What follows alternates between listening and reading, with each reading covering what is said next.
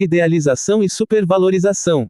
A supervalorização ocorre quando se imagina que uma pessoa possui qualidades que de fato não incorporam. Em um nível, as ilusões da mente são bastante inofensivas. No nível energético, no entanto, eles geram excesso de potencial porque o potencial é criado onde quer que haja um fluxo em quantidade ou qualidade. A supervalorização é uma projeção e concentração de qualidades onde elas não estão presentes na realidade. Existem dois tipos de idealização. No primeiro tipo, um indivíduo é retratado como tendo qualidades que na verdade são totalmente incaracterísticas. Para eliminar a heterogeneidade resultante no campo de energia, forças equilibradas precisam criar algum tipo de força contrária. Por exemplo, um jovem sonhador e romântico cria uma imagem mental de sua amada, retratando-a como um anjo de pura beleza. Na realidade, verifica-se que a jovem em questão é um indivíduo fundamentado, que adora se divertir e não mostra interesse em compartilhar os sonhos do jovem apaixonado. Quaisquer que sejam as circunstâncias, quando uma pessoa cria um ídolo de outra e o coloca em um pedestal, o mito mais cedo ou mais tarde será desmascarado e a desilusão necessária se seguirá. Nesse contexto, a história do escritor Karl May é bastante notável. May foi o autor de alguns romances de aventura populares ambientados no Velho Oeste americano e mais conhecido pelos personagens de Winnetou e Old Shatterhand. Os romances de May foram escritos no estilo do narrador em primeira pessoa, criando a impressão de que ele havia participado pessoalmente dos eventos retratados em seus livros, ganhando assim grande admiração. As obras de May são tão vividas e ricas quanto um filme e, portanto, o leitor poderia supor que a história era um relato factual. As tramas de May eram tão empolgantes que ele foi apelidado de "o Dumas alemão". Inúmeros fãs de Karl May identificaram o escritor com o famoso cowboy Old Shatterhand. Seus admiradores dificilmente poderiam ter considerado algo diferente, afinal, eles haviam encontrado um objeto de admiração e imitação, e um que morava perto, tornando sua persona ainda mais poderosa. Imagine a surpresa deles quando foi anunciado que Karl May nunca havia visitado a América, e algumas das obras haviam sido escritas durante seu tempo na prisão. O mito foi desmascarado, a ilusão dissipada e os ex-fãs do escritor tornaram-se seus execradores.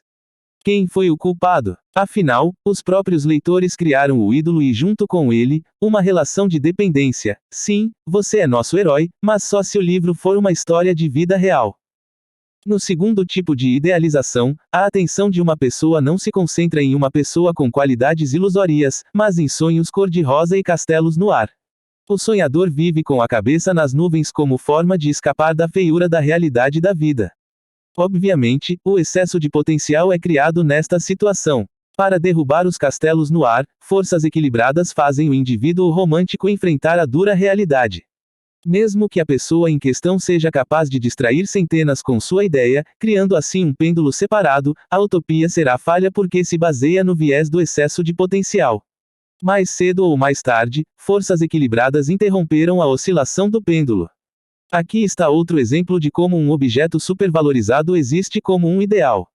Uma mulher está imaginando como seria seu marido ideal. Quanto mais ela se convence de que seu futuro marido deve ser de um certo tipo, mais forte é o excesso de potencial que é criado. O excesso de potencial só pode ser neutralizado por uma pessoa que incorpora qualidades que são exatamente o oposto do que as mulheres queriam encontrar em seu parceiro. Quando conhece alguém e depois descobre como é, a mulher se pergunta como poderia ser tão cega. O contrário também pode ocorrer. Se uma mulher se concentra no quanto ela odeia embriaguez e grosseria em um homem, ela pode cair na armadilha de construir um relacionamento com um alcoólatra ou um homem que a fala mal.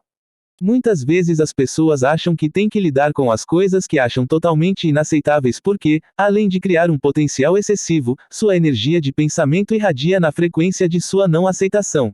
A vida muitas vezes reúne pessoas muito diferentes e que parecem totalmente incompatíveis.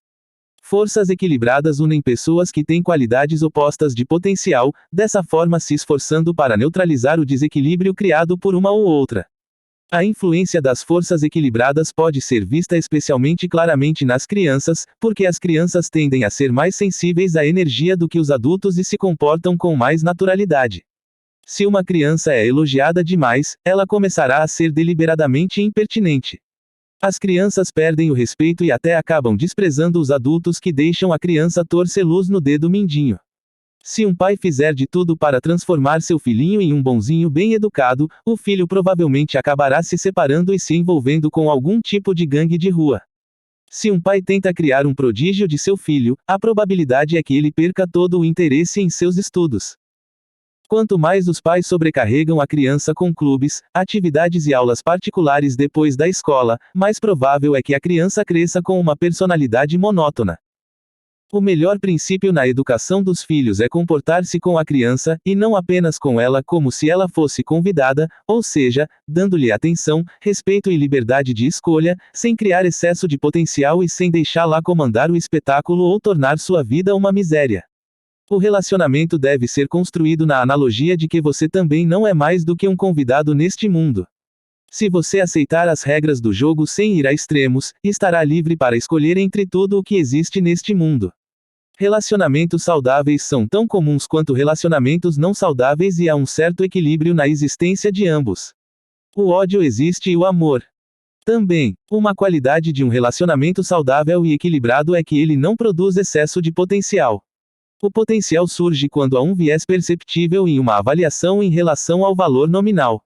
As avaliações são relativas. Na escala de distorção, 0 pode ser considerado amor incondicional. Como você sabe, o amor incondicional não suporta relacionamentos dependentes, nem cria excesso de potencial. Esse tipo de amor, no entanto, é extremamente raro. Normalmente, posse, dependência e supervalorização se misturam no vaso do amor. É difícil resistir a sentimentos de possessividade e bastante natural que se queira saber que você tem a pessoa que ama, desde que as coisas não cheguem a um dos dois extremos. O primeiro extremo é o desejo de possuir o objeto de seu amor se essa pessoa estiver apenas vagamente associada a você e pode nem suspeitar de seus desejos, é claro, você entende que não estou falando apenas do aspecto físico da possessão. É o que acontece no caso clássico de amor não correspondido que sempre leva a muito sofrimento. No entanto, o mecanismo em jogo aqui não é tão simples quanto você imagina. Lembre-se da metáfora da flor. Você adora passear entre as flores, admirando sua beleza e pode ter se perguntado se elas também o amam. Agora tente imaginar o que as flores pensam de você. Todos os tipos de ideias estranhas entrarão em sua mente, como medo, ansiedade, antipatia, indiferença. Você pode se perguntar que razão as flores poderiam ter para te amar. Talvez você queira desesperadamente segurá-los em sua mão, mas não pode porque eles estão crescendo em um canteiro de flores ou estão à venda, mas são muito caros.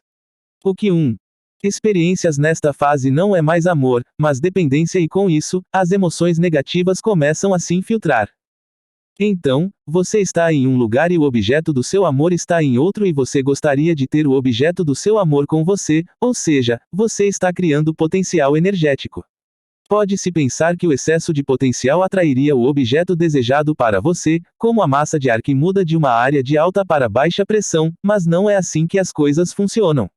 Não faz diferença para as forças equilibradas qual método é usado para restabelecer o equilíbrio, e assim elas podem colocar o objeto de seu amor a uma distância maior de você, neutralizando assim o excesso de potencial e quebrando seu coração ao mesmo tempo.